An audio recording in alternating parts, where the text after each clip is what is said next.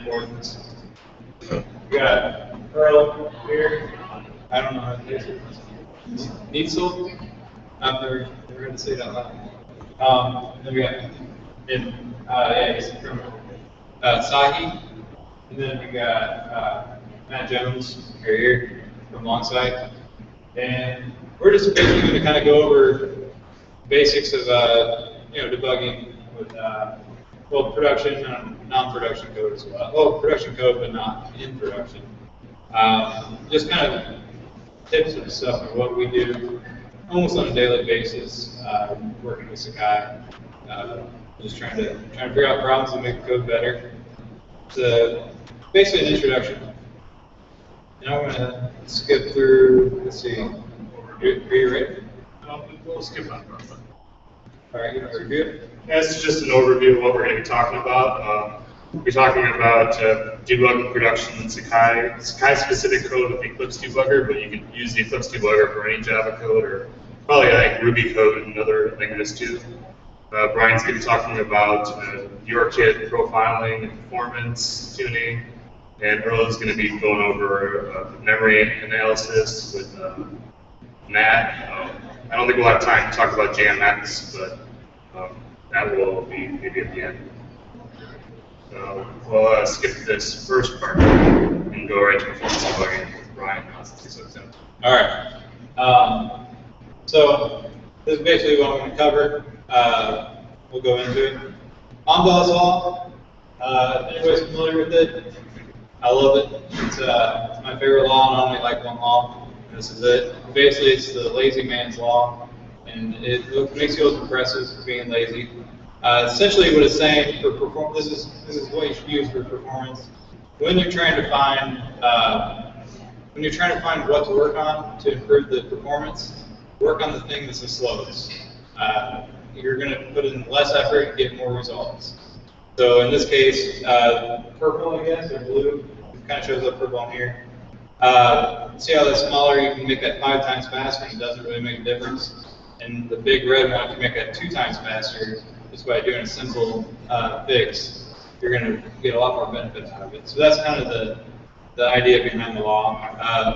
And then you can actually put it in an equation and make yourself look smart, saying that I made 117% improvement based on my work, and you should give me a raise. So that's kind of the idea behind it. It's a lazy person just trying to make themselves look good. That's why I love it. Great law. So YourKit, if you guys are not familiar with YourKit, it's a Java profiling tool. It's freely available if you're working on an open source project. So if you work at Sakai or any other ones, and you can show proof that you made commits to the code, then they'll give you a free license. And if you can request one also by going to infrastructure at collab.sakaiproject.org or create an infrastructure ticket. So the first thing you want to do whenever you're working with YourKit is you want to determine whether you can reproduce it locally. It's a lot easier to test locally than on production. If you have to go to production, YourKit has a lot of overhead, so you don't want to be profiling during any critical time. And if you do, you have to try to get it off the load balancer so no users are on that node, and you can kind of test it in production. I'll bring up YourKit. This is what it looks like. It shows you all your Java applications that are running. So this is my Tomcat one, I think. Sakai Tomcat one. So you just double click it, and I'm starting to profile. So without running anything, it just kind of gives you some high-end, high-level stuff. CPU usage. So on the top here is your 2 options for profiling. You got sampling and tracing. Sampling just means that it's going to get some high-level data, but it's going to be really helpful data. Tracing will get down to a lot more detail, but it's a lot slower. So you should try to avoid tracing if you can, especially if it's a large performance issue. So in this case, I'm just going to press start. So I'm now profiling my Tomcat. Let's see if I go log in. Actually, I want to do it on something different. Let me stop. Quick stop. I want to profile how long it takes to load the assignments tool. So what you do is you click play. I want to just sample it.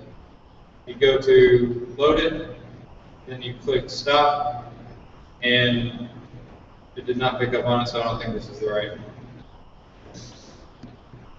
I'll profile this time again. So that's called debugging. I noticed that I was doing it wrong, and I'm trying to figure out how to do it right.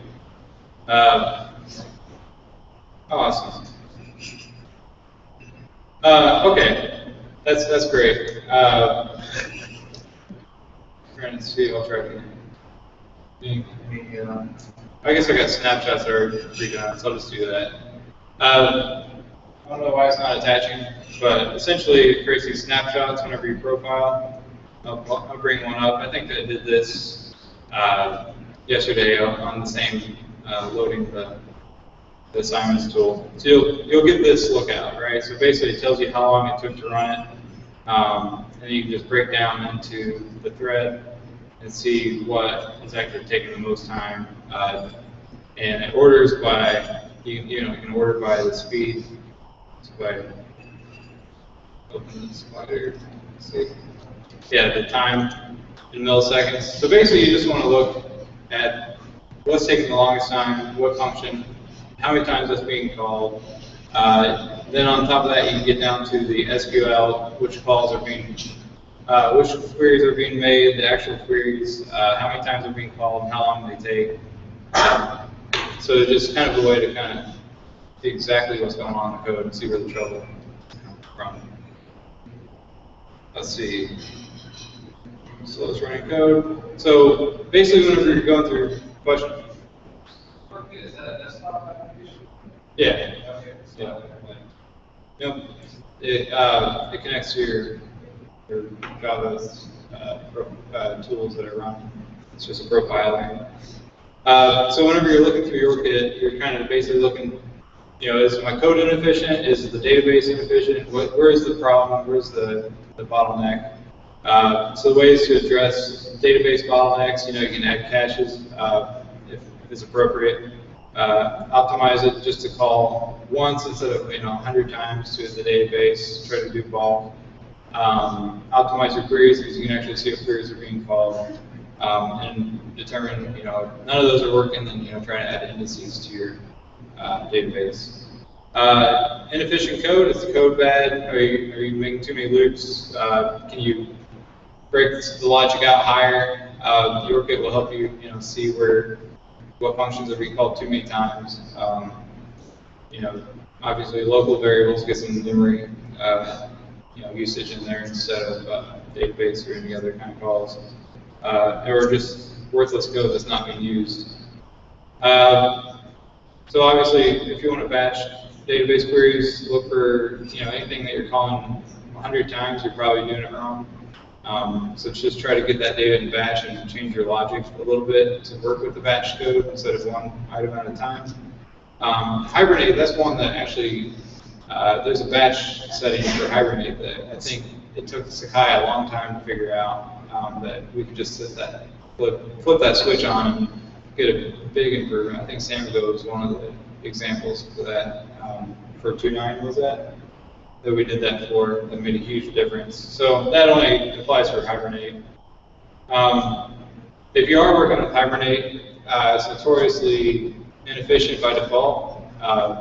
So you can actually turn on this hibernate.show SQL equals true property, and that will display every single Hibernate query that is being called.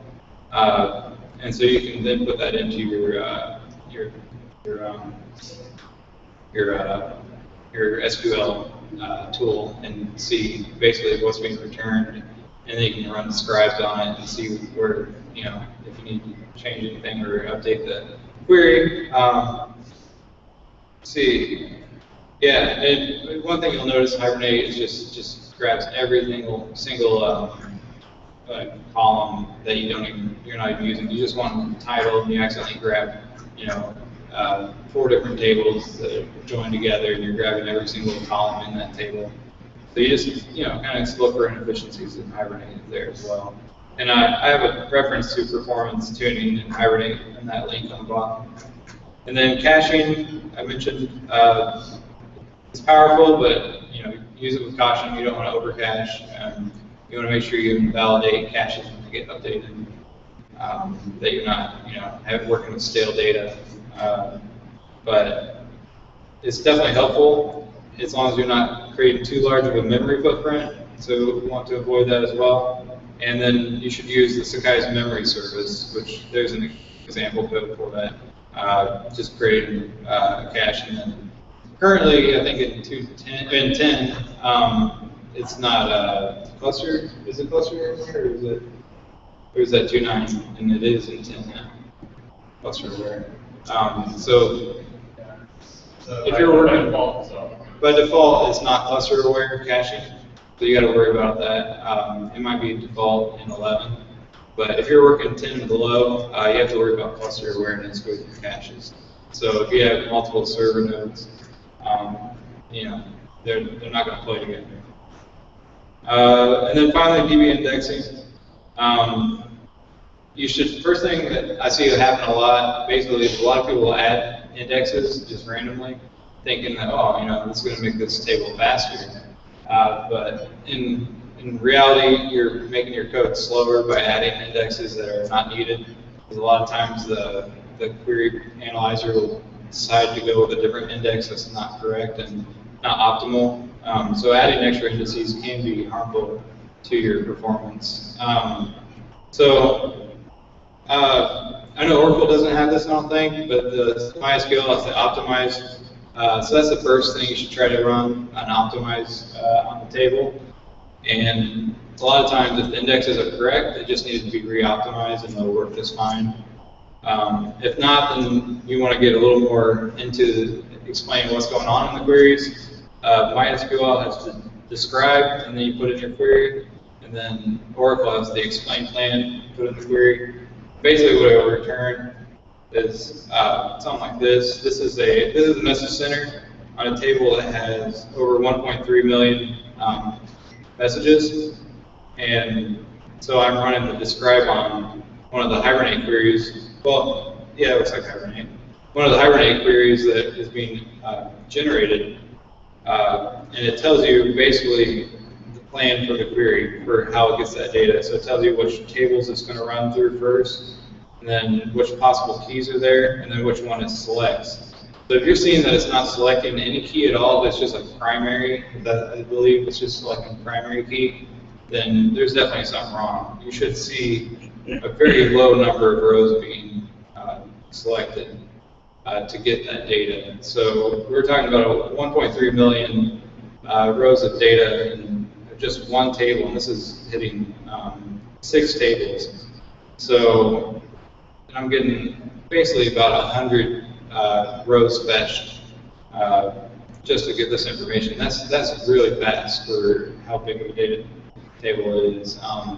So if you see numbers like that, you're good. If you don't, you'll see one out of those 6 will probably have like 200,000 rows being fetched or something.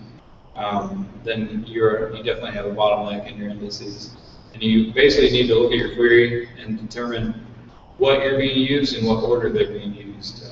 So in your where clauses and your select and your join, and you just want to basically step through it in your head. You got to think about the indices. The speed in the indices is if you have the data in them, that they're going to that it doesn't have to go to the table to get the information, but the information's in the index. And so it's a lot faster than putting the information in the table and then relying on that in your query. So that's kind of the concept behind making fast indexes, is you want as much information in the indices without just redoing the entire table in an index. Let's see. And then, yeah, there's a reference down here as well for Oracle. Well, it's not Oracle specific, but it's an Oracle document that kind of gives you some insight on how to create indices correctly. There you go. That's my part of this presentation. So on to, you want to go back? You ready? Bro?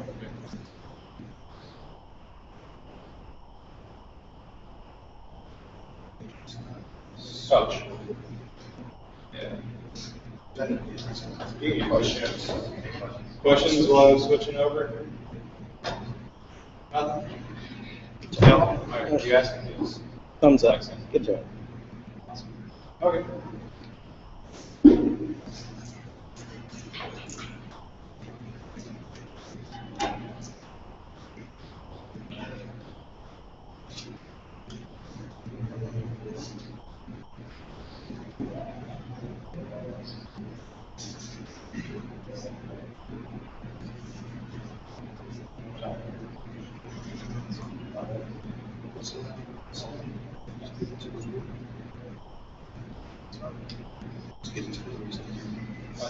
Oh, it's something else.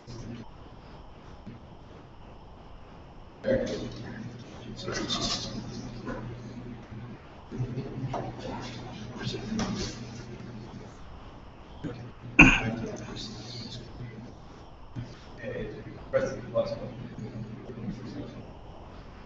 No, press the up on. Yeah. That's what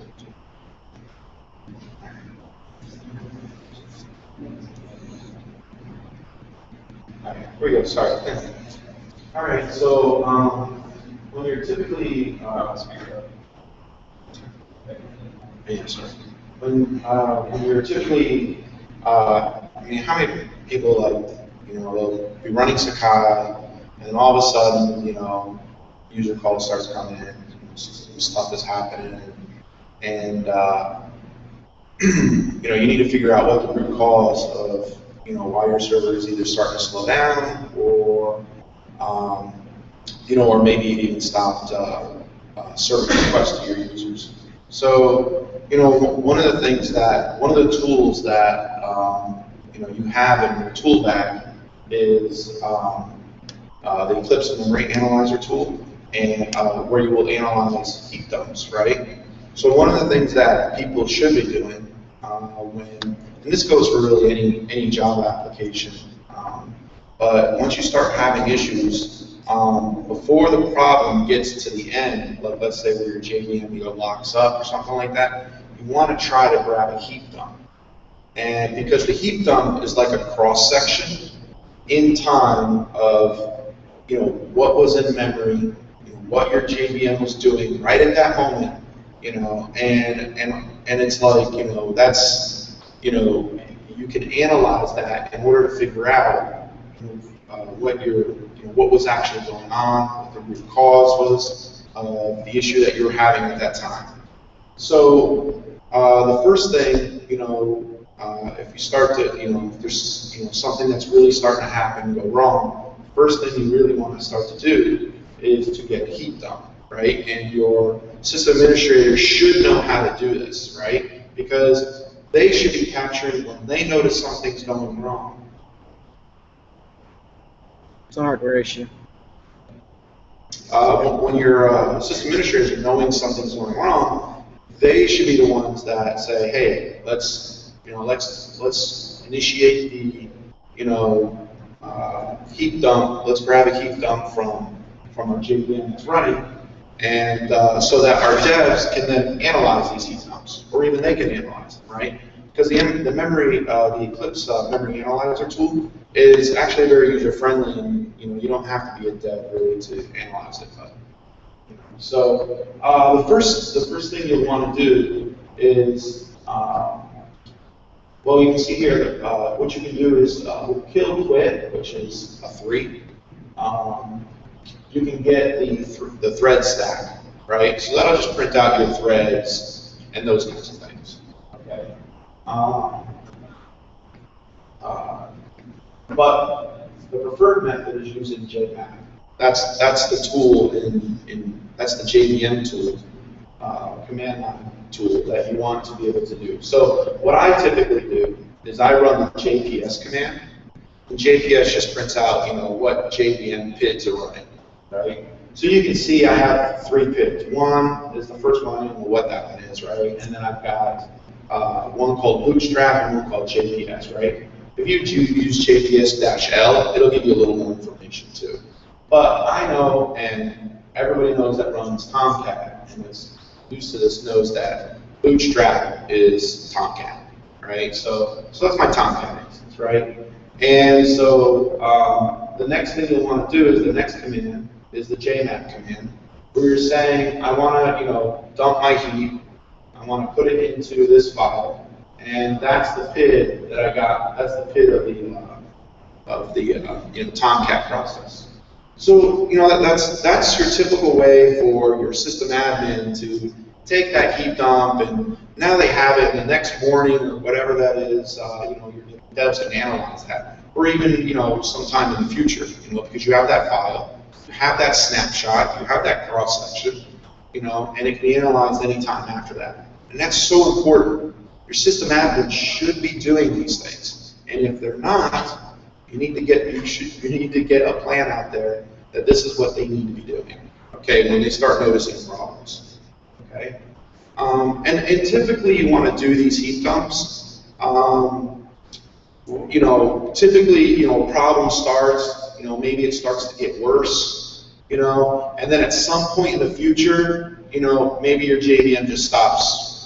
Locks up. Your application's dead and you need to restart. Well, you need to do this before the JVM locks up, right? But after your problem. Okay, so after your problem starts or after it's witnessed. There is also an alternative. You can use GDB to do a heap dump with. It may be faster, but typically I do the JMap. That's what I use. Just that JDB, we use that JDB a lot. A lot of the complaints about the JMap are it takes a long time. If you have a big heap, like if you have an 8 gig heap, it can take like 15 minutes of that to dump. So you don't sometimes want your app to be down that long. And the JDB, we typically have used that. I found out about that just a couple months ago. And you can use JDB and it basically instantaneously dumps the heap. But then you have to convert it. It takes like 15 minutes to convert it. But we found that it doesn't always convert it. It gives some weird error because of the sun version or something. So if you try that, you want to try to immediately convert it and see if it gives you the error or not. And that's usually the reason it doesn't is because you're so out of memory, it's so locked up, you're out of luck anyway. But if you want to dump it when it's running and see what's going on with your memory, it works great, and you don't have to take users down or do anything about it. There's also this other option that you can use it where it will dump when it does run out of memory. So if ends aren't active and seeing it, at least you get something when you get an out of memory error. So. Yeah.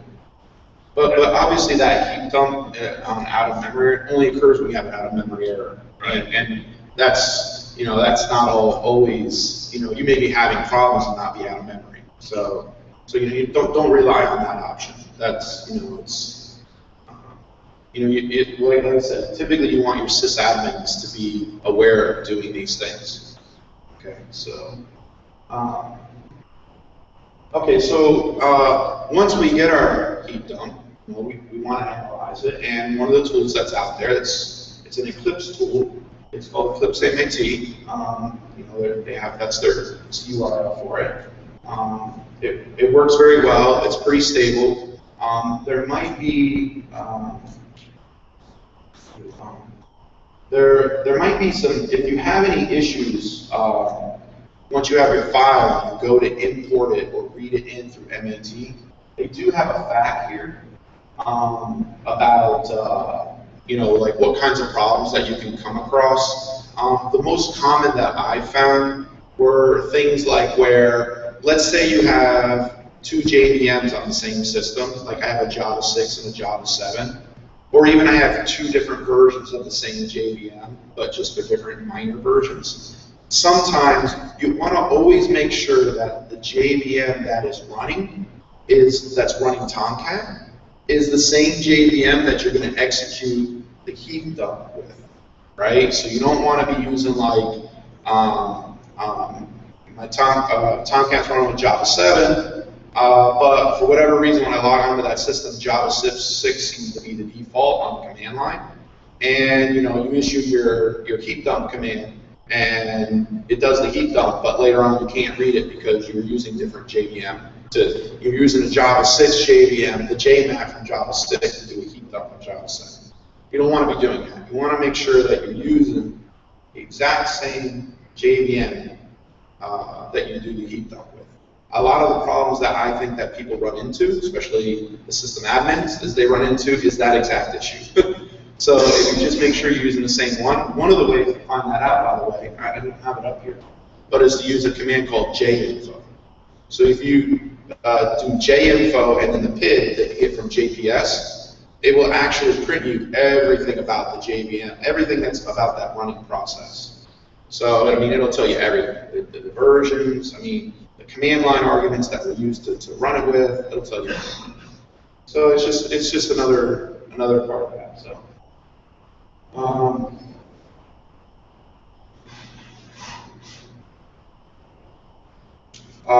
The only other thing is if you're reading in a large heap dump, sometimes Eclipse out of the box is not is not configured with enough memory.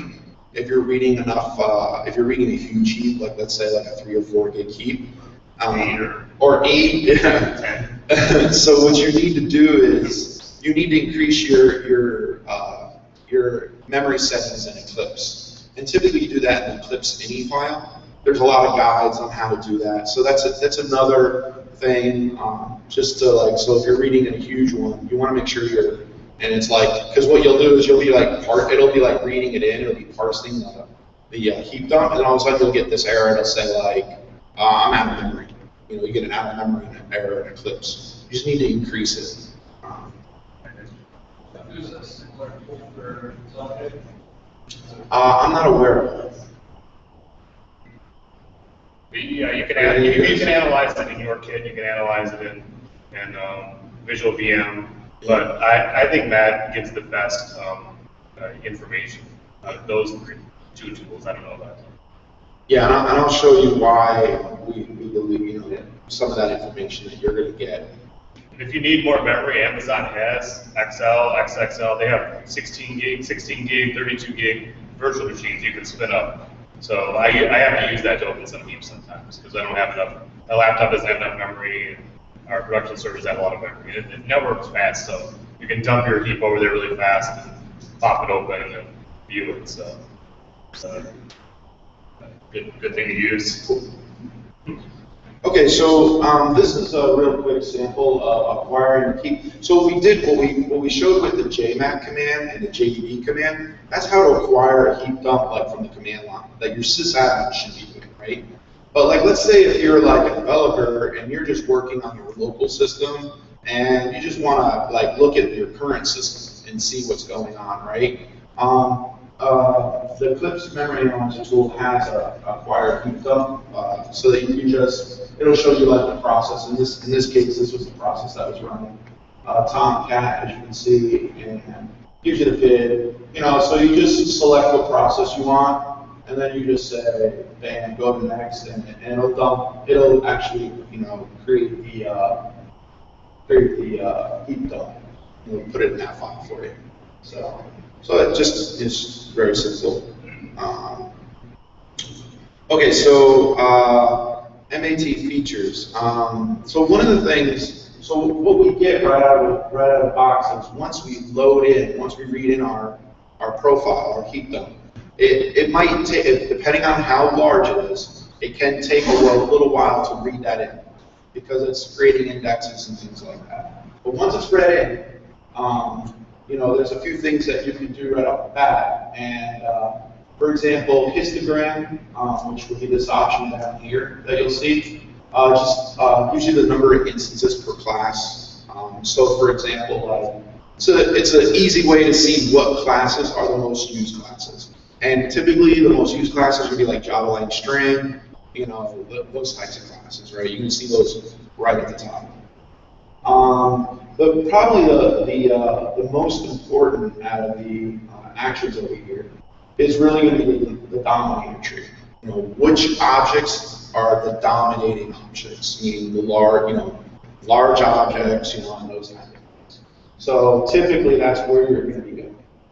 Another really kind of a cool one is the duplicate classes. Duplicate classes, what it does is it'll show you a class that was loaded by more than one class loader.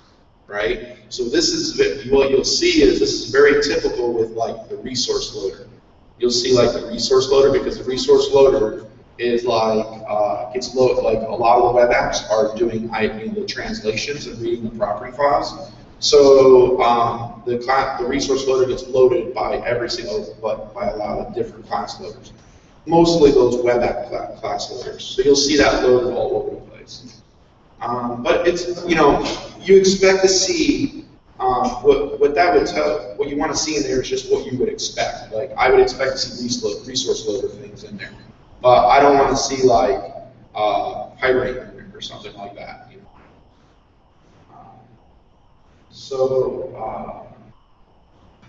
It'll give you a thread overview. That's really like your kill 3. It'll just tell, it gives you information about what threads and stuff like that. It's useful. But if you run into a problem, the first thing you're probably going to start with is you're going to click delete suspects, right?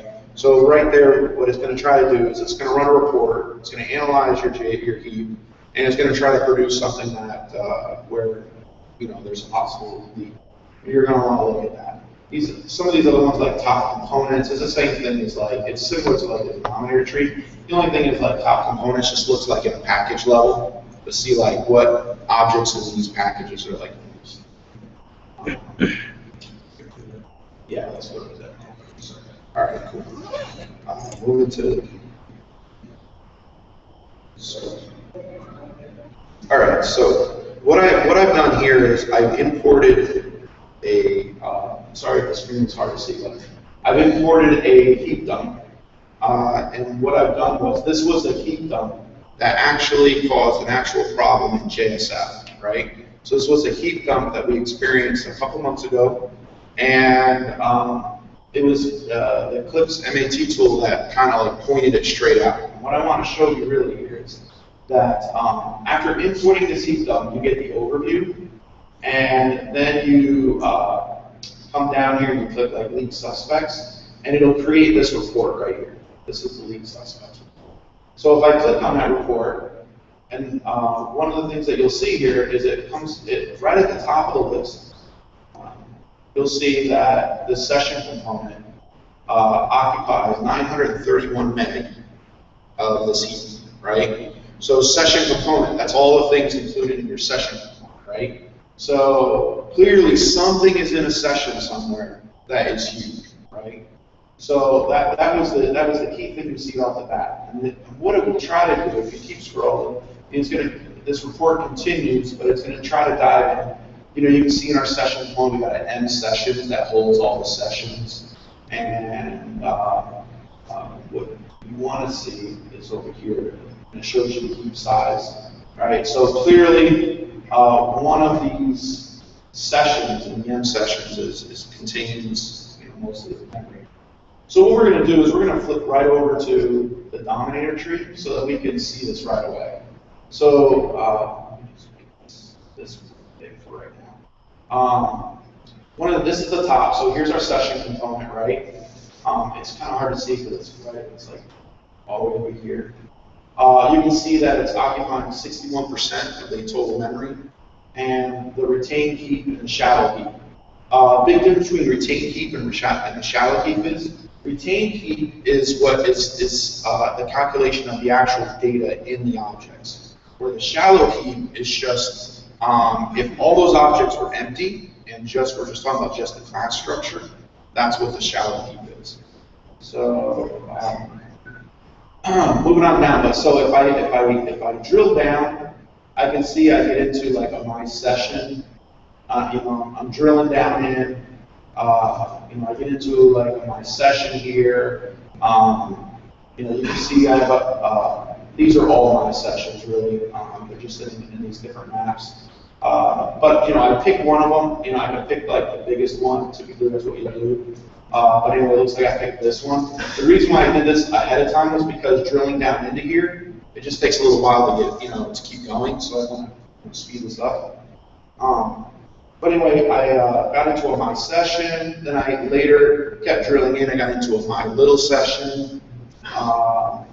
kept drilling in, and you can see I get down to this LRU map, and then if I to this view, once I get to this LRU map, as you're clicking on these objects, one of the things you'll see over here in the inspector is it'll tell you what the object is, and then it's going to start actually telling you like what's, it'll try to say like what's in there. You can see that this is a hash map, right? Okay, or an implementation of a hash map. So, I'm dropping down in. I'm still dropping down and following like the memory, the biggest size, right? And one of the things you see as I get into something that looks like this. Calm sun faces utility tree structure. So I'm in the JSF is where I'm at. Now, in this particular problem, really quick, I only have one meg in this particular one. But the problem here is that there's like literally like thousands of these things, right? So one of the things that we had found out is that these JSF tree structures were not being cleaned up, right? And we actually did find that this was a bug in JSF where you would find these view states. In this case, they were added to the Sakai session, but they were never being cleaned up, right? So, and this is like an actual issue in the version of JSF that we have that's been like known, that it doesn't clean up these sessions, these state sessions in JSF. And and so then a bunch of us began, when we looked at this, we were like, well, why are we sticking this stuff in the session to begin with? Do we really have to be doing that, right? I mean, that's a valid question, right? And one of the things we found out is that no, you don't have to be sticking this stuff in the session. So we turned on a parameter in JSF to say stop saving the session, the session information, the JSF session information in the Sakai session, basically. Basically what it does is it sends the session information to the client, and JSF controls how much gets sent to the client. Basically, there's some parameters that control like only so many number of sessions are allowed to be sent. Typically, it has to do with like back button and stuff like that. So you can go back and forward and things like that. Anyway, so setting that to client, then this map was no longer even in the Sakai session. And one of the things that we noticed was that the memory usage on the Sakai server went from like, it literally dropped in half. Like on average, it dropped in half. So in Sakai 10, we made this the default, that all JSF tools all do state saving to the client. They don't store any state within the Sakai session.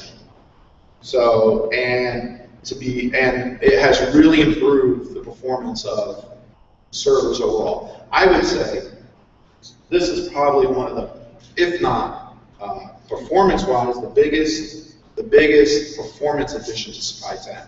It's just this, because the servers run smoother. They're not storing as much data in the session. They just run overall better and run with a lot less memory as well.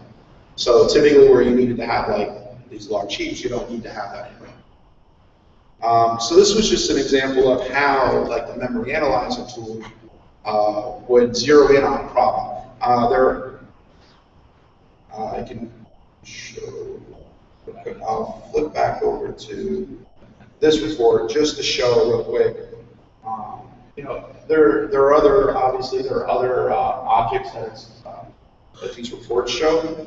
I can show real quick that this would be like your thread stack, so you can see like what threads were running at the time, which is also very useful.